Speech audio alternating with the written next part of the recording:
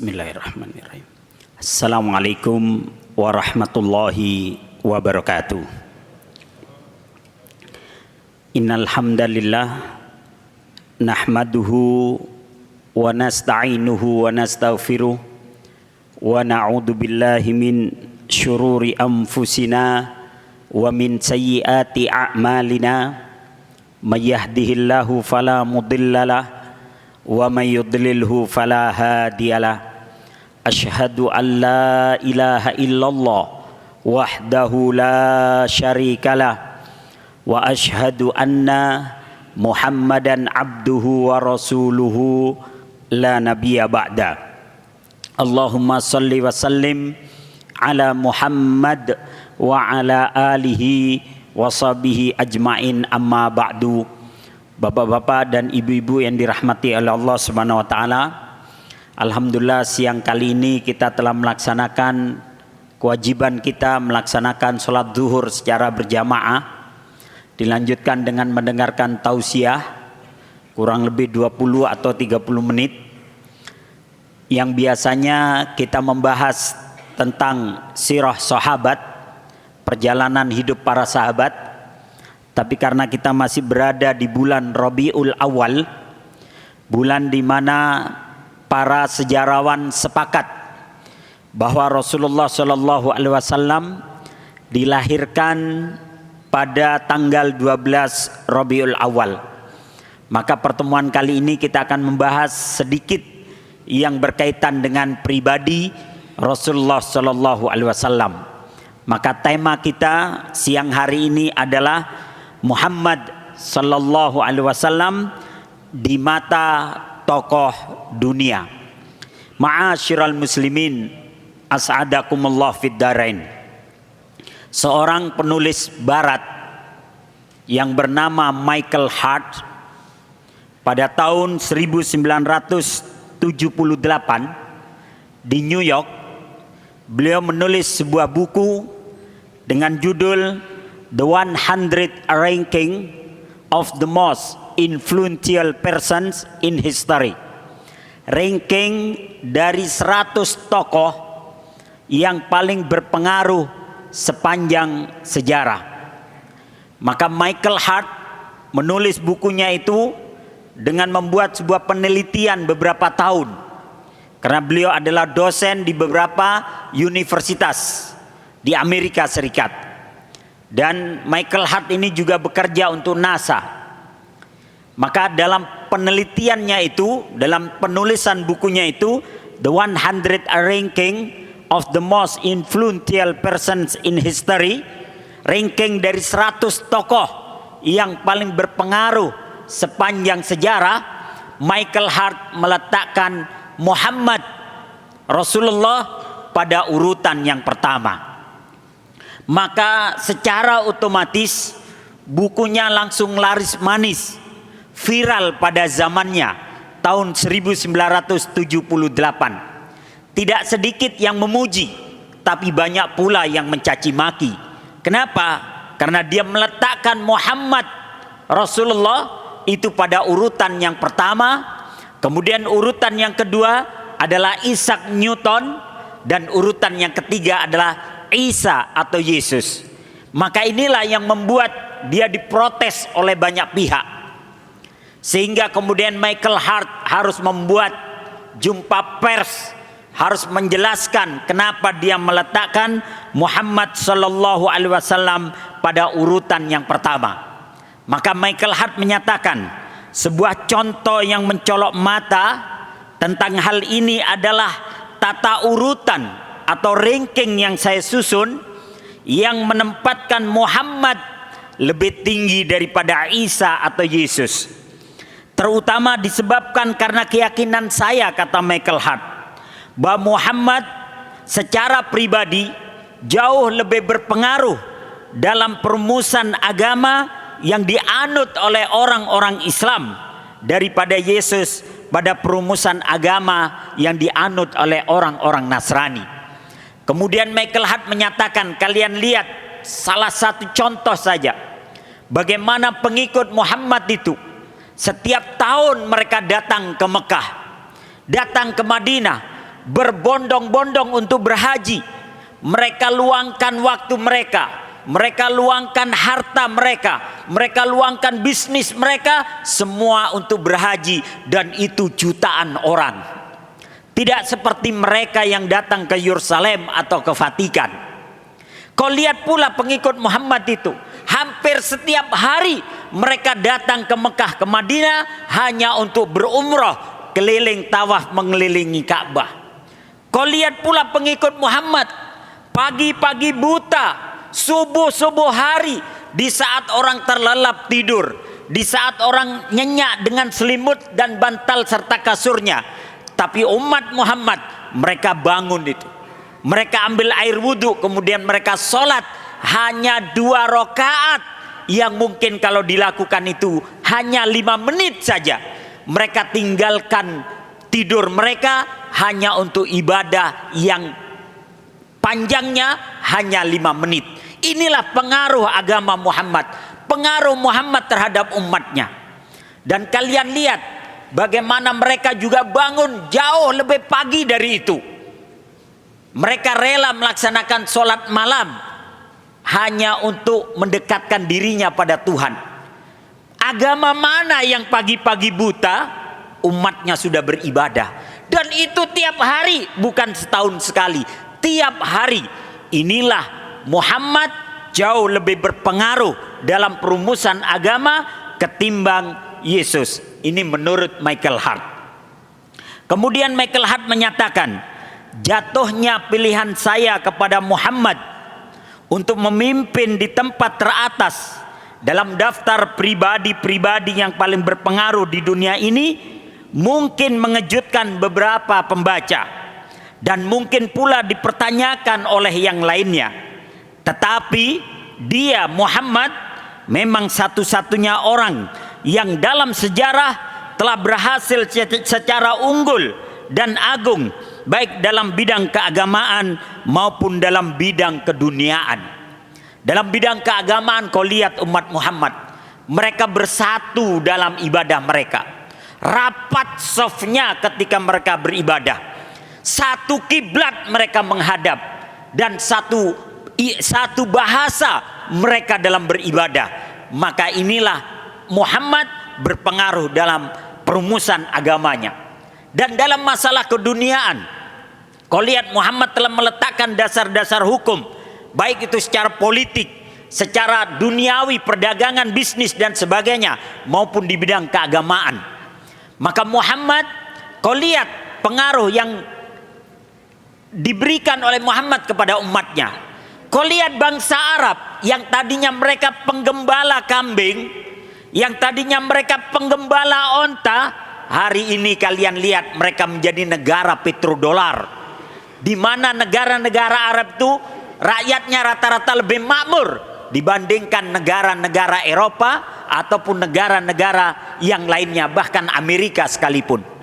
Rakyatnya jauh lebih makmur dan tingkat kejahatannya jauh lebih rendah dibandingkan Amerika dan negara yang lainnya. Maka Muhammad layak berada di urutan yang pertama, kata dia. Tambahan pula, berbeda dengan Yesus, kata Michael Hart, Muhammad itu seorang pemimpin keduniaan sekaligus pemimpin keagamaan.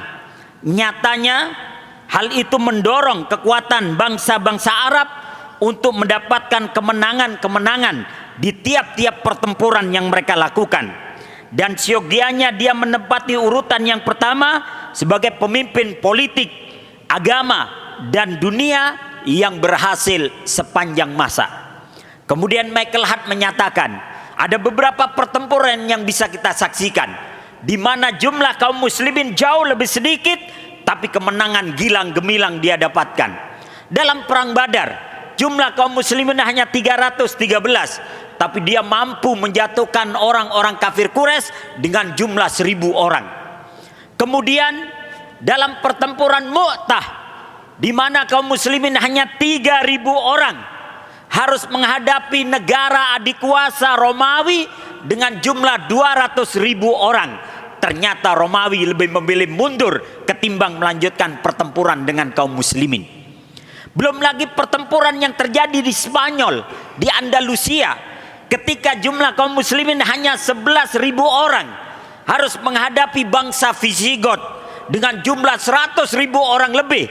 Namun kemudian bangsa Visigot jatuh, dan kemudian Andalusia jatuh ke tangan kaum muslimin selama kurang lebih 742 tahun. Dan inilah pengaruh yang diinikan oleh agama Muhammad.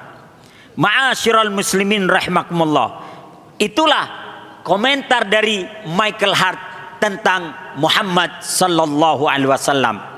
Kemudian ada seorang pejabat dari Inggris, juga keluarga dari kerajaan, yang bernama Sir Jos Bernard Shaw.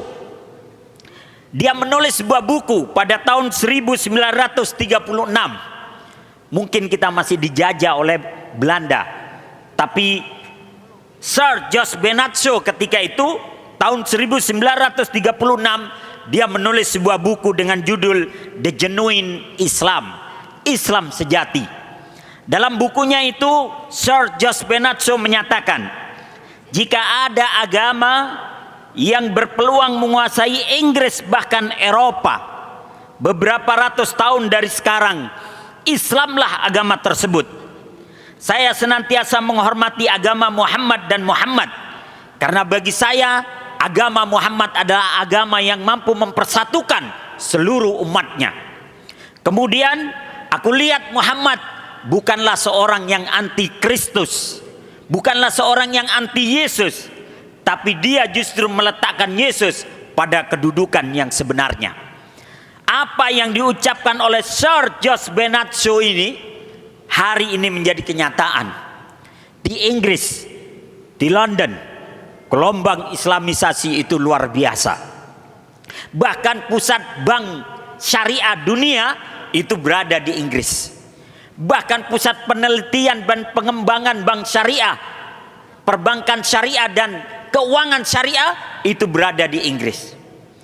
Dan dalam kurun waktu dari tahun 2001 sampai 2016, di London saja itu sudah berdiri 423 masjid baru.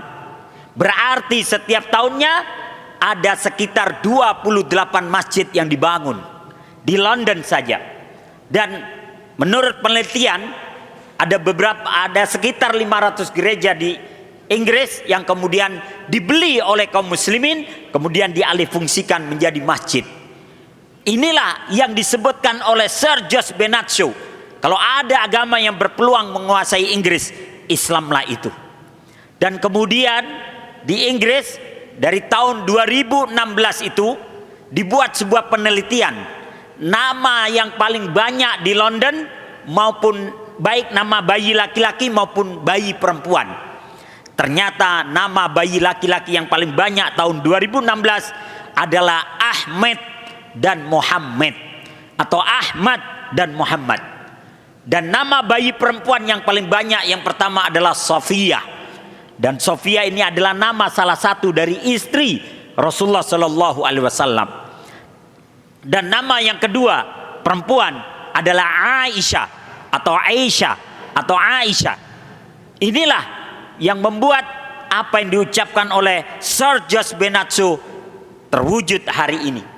Ma'asyiral muslimin rahimakumullah. Seorang Yusuf Estes, seorang pendeta Amerika yang kemudian masuk ke dalam Islam, dan ribuan orang telah dimasukkan Islam melalui tangannya. Yusuf Estes menyatakan bahwasanya dalam setahun di Amerika 20.000 orang masuk ke dalam Islam. Pengaruhnya macam-macam. Ada yang karena mereka ngefans kepada pemain bolanya atau petinjunya atau dan lain-lainnya. Dan tokoh-tokoh sentral dengan nama Muhammad kemudian memberikan pengaruh besar di Amerika maupun di jagat raya. Salah satu contohnya adalah Muhammad Ali. Ketika Muhammad Ali masuk Islam, setiap kali dia menang tinju, ada saja orang yang masuk Islam. Kemudian ketika Muhammad Ali namanya hendak diletakkan di lantai Hollywood, di mana nama-nama artis dan tokoh-tokoh besar diletakkan di lantai-lantai Hollywood yang kemudian diinjak oleh orang-orang yang berjalan, maka Muhammad Ali menolak namanya diletakkan di lantai. Kata Muhammad Ali, saya tidak setuju nama saya diletakkan di lantai, karena itu bukan nama saya, tapi itu adalah nama pribadi Muhammad dan menantunya, yakni Ali bin Abi Thalib. Saya tidak ingin dua nama ini diinjak-injak oleh orang yang melewatinya. Kalau kalian mau, letakkan nama saya di tembok, supaya tidak ada satu orang pun yang menginjaknya. Dan mereka pun mengikuti apa yang diingini oleh Muhammad Ali. Nama Muhammad Ali tidak diletakkan di lantai, tapi di tembok. Inilah pengaruh Muhammad Ali. Belum lagi yang saat ini, Muhammad Salah atau Muhammad Salah, pemain bola asal Mesir. Ketika dia masuk ke Liverpool, maka kemudian petinggi Liverpool mengatakan, semenjak Muhammad Salah masuk ke dalam Liverpool, maka tingkat kejahatan rasial turun drastis karena pengaruh Muhammad Salah. Bahkan mereka fan-fan dari Liverpool itu membuat yel-yel baru. Muhammad Salah, buatlah gol lagi dan kami akan masuk Islam. Muhammad Salah, buatlah gol lagi dan kami akan masuk Islam. Setiap gol-gol yang diciptakan, berapa banyak mereka yang kemudian masuk ke dalam Islam. Dan ini pengaruh dari nama dan sosok orang dengan nama Muhammad. Kemudian ketika Muhammad bin Salman membeli Newcastle, kemudian menjadi klub yang terkaya, maka kemudian orang-orang yang tadinya antipati terhadap pakaian Arab, maka mereka sekarang nonton bola pun mereka memakai sorban ataupun ikal. Dan mereka tidak malu-malu lagi. Artinya apa? Pengaruh-pengaruh itu ada. Maka wajar kalau seandainya Michael Hart meletakkan Muhammad pada urutan yang pertama. Walaupun ada sebagian yang mengkritik, sayang sekali bahwa Rasulullah di urutan ke atas, tapi sayang di bawah-bawahnya di situ ada Hitler, di situ ada Benito Mussolini, di situ ada tirani-tirani yang mungkin telah melakukan kejahatan kemanusiaan. Tapi itulah yang telah ditulis oleh Michael Hart. Kemudian seorang petinggi dari Inggris pula yang bernama Bosworth Smith, dia menulis sebuah buku pada tahun 1874. Jadi tahun 1874, di saat kita masih dijajah oleh Belanda, Bosworth Smith telah menulis sebuah buku dengan judul Muhammad and Mohammedanism, Muhammad dan ajaran Muhammad. Dia menulisnya di London. Bosworth Smith menyatakan, Muhammad adalah perpaduan antara kaisar dan paus. Muhammad adalah perpaduan antara kaisar dan paus. Kaisar adalah pemimpin negara, sedangkan paus adalah pemimpin agama. Tapi Muhammad, dia adalah sang paus tanpa pretensinya. Dia adalah sang paus tanpa jubah kebesaran, tanpa tongkat khusus, tanpa mahkota khusus. Itulah Muhammad. Kemudian Muhammad adalah seorang kaisar tanpa legionirnya. Muhammad adalah seorang pemimpin negara tanpa pengawalan khusus, tanpa pasukan khusus, tanpa tentara yang mengawalnya, tanpa pengawal, tanpa istana, tanpa penghasilan tetap. Karena memang Rasulullah tidak digaji. Beda dengan kaisar atau raja. Kemudian jika ada seorang yang pantas untuk berkata bahwa dialah wakil Tuhan penguasa dunia, Muhammadlah orang itu, kata Bosworth Smith. Karena dia memiliki kekuatan meski ia tak memiliki segala instrumen atau penyokongnya. Inilah ucapan mereka-mereka yang mereka mengenal Muhammad dengan penelitian-penelitian mereka. Berbeda dengan mereka yang melihat Muhammad dengan kebencian, kemudian buat karikatur yang melecehkan Muhammad sallallahu alaihi wasallam. Kenapa mereka melecehkan? Karena mereka tidak mempelajari sosok agung Muhammad sallallahu alaihi wasallam. Seorang anggota dewan di Belanda yang bernama Wilders, dia membuat sebuah film yang melecehkan Islam dan menghina Rasulullah sallallahu alaihi wasallam. Tapi kemudian dia dihujat oleh seluruh dunia. Tidak hanya umat Islam yang menghujat dia, bahkan umat Nasrani dan umat lainnya pun menghujat dia. Maka Wilders kemudian bertanya-tanya, Yang aku hujat itu satu orang, tapi kenapa seluruh dunia menghujat saya? Maka mulailah Wildes mempelajari Muhammad sallallahu alaihi wasallam.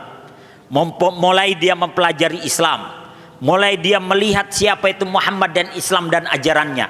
Tidak lama setelah itu Wildes masuk Islam. Dan kemudian tidak lama setelah itu Wildes mendapatkan undangan dari kerajaan Saudi, dari Raja Saudi, untuk melaksanakan ibadah haji. Inilah Wildes yang tadinya benci setengah mati kepada Muhammad, akhirnya dia menjadi simpati yang luar biasa. Bahkan Michael Hart pun mengatakan, tidak ada pemimpin di dunia ini yang dalam sehari disebut oleh miliaran orang, tapi Muhammad dalam sehari 1,3 juta orang mereka menyebut nama Muhammad minimal 5 kali dalam sholat 5 waktu mereka. Belum lagi ketika ada acara-acara tertentu, belum lagi ketika bulan kelahiran Muhammad jauh lebih disebut lagi. Pengikut Hitler, mereka saja yang menyebut Hitler. Pengikut Benito Mussolini, hanya mereka saja yang menyebut. Tapi Muhammad, seluruh dunia menyebut namanya dengan mendoakannya. Bahkan Muhammad dirindukan dan dielu-elukan. Ketika dibuat sebuah survei, setiap orang ditanya, bagaimana seandainya ada Muhammad Rasulullah berdiri di hadapan Anda? Hampir 80% mereka tidak bisa memberikan jawaban, kecuali hanya tangisan haru kalau seandainya mereka bertemu dengan Muhammad sallallahu alaihi wasallam. Apalagi rata-rata para wanita, ibu-ibu, ketika mereka ditanya, "Ibu, bagaimana seandainya di hadapan Anda ada Muhammad Rasulullah?" Hampir semua ibu-ibu tidak bisa memberikan jawaban, kecuali hanya tangisan, keterharuan, kerinduan untuk bertemu dengan Muhammad sallallahu alaihi wasallam. Maka Michael Hart menyatakan, pantas kalau Muhammad itu diletakkan di urutan yang pertama. Dia tidak hanya disebut, tapi dia didoakan.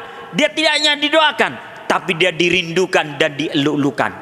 Betapa banyak orang-orang yang merindukan, ingin bertemu dengan Muhammad sallallahu alaihi wasallam. Kalau hari ini Allah mengharamkan kita untuk bertemu dengan Muhammad sallallahu alaihi wasallam, mudah-mudahan di akhirat nanti Allah tidak lagi mengharamkan kita untuk bertemu dengan Rasulullah sallallahu alaihi wasallam. Mudah-mudahan ini menjadi penyemangat kita untuk tetap cinta kepada Rasulullah, kepada ajarannya dan para sahabatnya. Kata Nabi, anta ma'aman ahbabta, engkau akan dikumpulkan dengan orang-orang yang kau cintai. Kalau kau mencintai Muhammad, maka kau akan dikumpulkan dengan Muhammad. Kalau kau mencintai Fir'aun, maka kau akan dikumpulkan dengan Fir'aun. Kalau kau mencintai orang-orang yang mencintai Muhammad, maka kau akan dikumpulkan dengan orang-orang yang mencintainya. Kalau kau cinta kepada sahabat Muhammad, maka kau akan dipertemukan dengannya. Tapi kalau kau benci dengan orang-orang yang membenci Muhammad dan zuriyahnya dan anak cucunya, maka kau akan dikumpulkan dengan mereka. Semoga Allah mempertemukan kita nanti dengan Rasulullah dan para sahabatnya. Aqulu qouli hada wastaghfirullah li wa lakum. Wassalamualaikum warahmatullahi wabarakatuh.